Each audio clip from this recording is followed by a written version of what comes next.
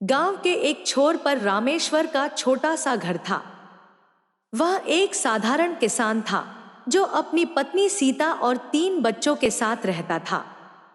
उसकी खेती बाड़ी ठीक ठाक चलती थी, लेकिन पिछले कुछ सालों से प्राकृतिक आपदाओं और फसल की खराबी के कारण उसकी आर्थिक स्थिति लगातार बिगड़ती जा रही थी। धीरे धीरे रामेश्वर ने खेती से दिलचस्पी खो दी और अपने परिवार के प्रति भी जिम्मेदारी से मुंह मोड़ने लगा। वह सोचने लगा, मेरे पास संसाधनों की कमी है, न मैं अपने परिवार की सभी जरूरतें पूरी कर सकता हूं और न ही उनके लिए एक बेहतर जीवन सुनिश्चित कर सकता हूं।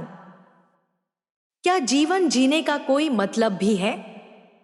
रामेश्वर के इस व्यवहार से उसकी पत्नी सीता बहुत परेशान थी। सीता गांव की सबसे धर्मपरायण महिलाओं में से एक थी। वह हर रोज भगवान की पूजा करती और अपने परिवार के लिए सुख शांति की कामना करती। सीता को इस बात का एहसास था कि अगर रामेश्वर अपने कर्तव्यों से भागता रहा तो उनके परिवार का भविष्य अंधकारमय हो सकता है। सीता ने रामेश्वर से कई बार कहा, जीवन में समस्याएं और कठिनाइयां तो आती ही रहती हैं, लेकिन इसका मतलब यह नहीं कि हम अपने कर्तव्यों से भाग जाएं। परिवार की जिम्मेदारी केवल तुम्हारी नहीं, बल्कि हम सबकी है। हम सब मिलकर इस समस्या का सामना करेंगे। लेकिन रामेश्वर ने उसकी बातों को अनसुना कर दिया। वह सोचता था कि जीवन केवल संघर्ष है और उसके पास अब और संघर्ष करने की शक्ति नहीं है। वह दिन प्रतिदिन अपने परिवार से दूर होता जा रहा था।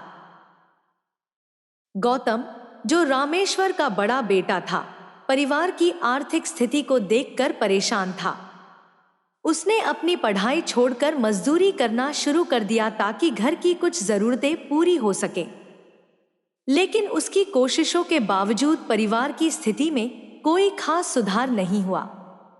एक दिन गांव में खबर फैली कि पास के नगर में भगवान बुद्ध का आगमन हुआ है। उन्होंने एक प्रवचन का आयोजन किया था जिसमें वह जीवन की सच्चाई और कर्तव्यों पर बातें करेंगे। गांव के सभी लोग उत्सुकता से उनके प्रवचन को सुनने की तैयारी करने लगे। सीता ने रामेश्वर से कहा, तुम्हें भगवान बुद्ध के प्रवचन में जाना चाहिए। शायद उनकी बातें सुनकर तुम्हें अपने जीवन की दिशा का पता चले और तुम्हारे मन की उलझनें दूर हों। रामेश्वर को शुरू में जाने का मन नहीं था, लेकिन फिर भी वह प्रवचन में गया। वहां पहुंचकर उसने देखा कि हजारों लोग भगवान बुद्ध के ज्ञान को सुनने आए थे। प्रवचन के दौरान भगवान बुद्ध ने जीवन के विभिन्न पहलुओं पर प्रकाश डाला। उन्होंने बताया कि जीवन केवल सुख और दुख का मिश्रण नहीं है, बल्कि यह हमारे कर्मों का परिणाम है। उन्होंने कहा, इस संसार में हर व्यक्ति का एक कर्तव्य है।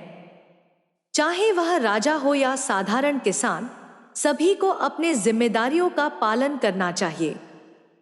जिम्मेदारी से भागना जीवन का समाधान नहीं है। बुद्ध ने जीवन में संयम और धैर्य की महत्ता पर भी जोर दिया।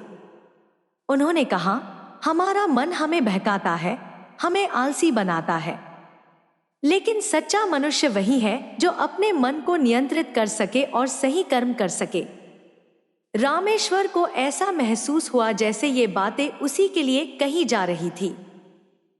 उसे इस बात का एहसास हुआ कि उसने अपने जीवन में केवल समस्याओं को देखा और उनके समाधान के लिए कोई प्रयास नहीं किया।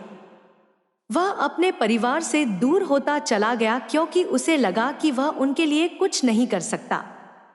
लेकिन बुद्ध की बातें सुनकर उसे समझ में आया कि हर व्यक्ति का जीवन केवल उसका नहीं होता, बल्कि उसके परिवार और समाज का भी होता है। जब रामेश्वर प्रवचन से लौटा तो उसने अपने परिवार की ओर देखा। उसकी आंखों में अब एक नई दृष्टि थी। उसे समझ में आया कि उसका परिवार उसकी जिम्मेदारी है और उसे किसी भी हाल में इसे निभाना चाहिए।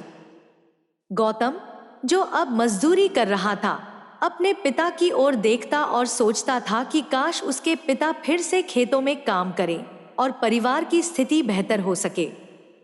सीता ने अपने पति से कहा, तुम्हारे बिना यह परिवार अधूरा है।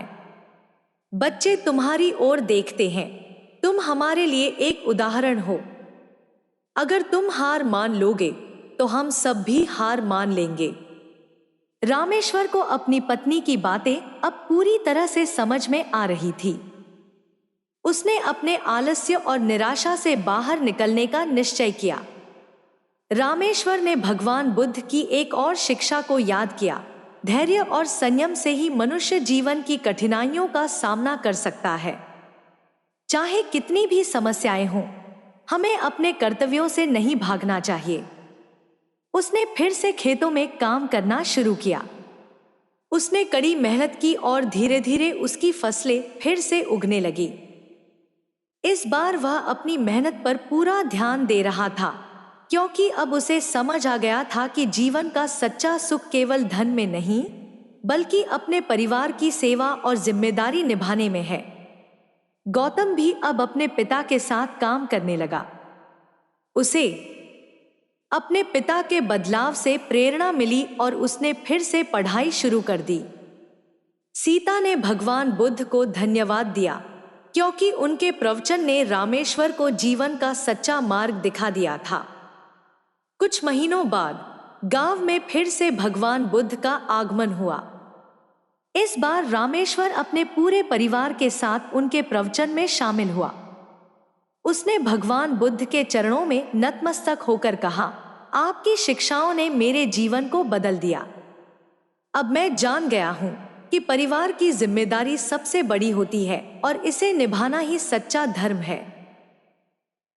बुद्ध मुस्कुराए और बोले, धर्म केवल मंदिरों में नहीं, बल्कि हमारे कर्मों में है। परिवार और समाज के प्रति हमारी जिम्मेदारी ही सच्चा धर्म है। जो व्यक्ति अपने कर्तव्यों का पालन करता है, वही सच्चा भक्त होता है। यह कहानी हमें सिखाती है कि जीवन में कठिनाइयां और संघर्ष हमेशा रहते हैं, लेकिन उनसे भागना समाधान नहीं है। भगवान बुद्ध की शिक्षाएं हमें यह बताती हैं कि परिवार और समाज के प्रति हमारी जिम्मेदारी सबसे बड़ी होती है। अगर हम अपने कर्तव्यों से भागेंगे तो हमारा जीवन अंधकारमय हो जाएगा, लेकिन अगर हम सच्चाई, संयम और धैर्य से अपने जीवन को जिएंगे तो हम न केवल अपने लिए बल्कि अपने परिवार और समाज के लिए भी एक उदाहरण बन सकते हैं। परिवार केवल एक संस्था नहीं है, बल्कि हमारे जीवन की सबसे महत्वपूर्ण जिम्मेदारी है। भगवान बुद्ध ने अपने जीवन में जो शिक्षा दी, वह आज भी उतनी ही प्रासंगिक है। अपने परिवार का पालन पोषण करना और उनकी जिम्मेदारियों को निभाना ही सच्चा धर्म और सच्ची भक्ति है।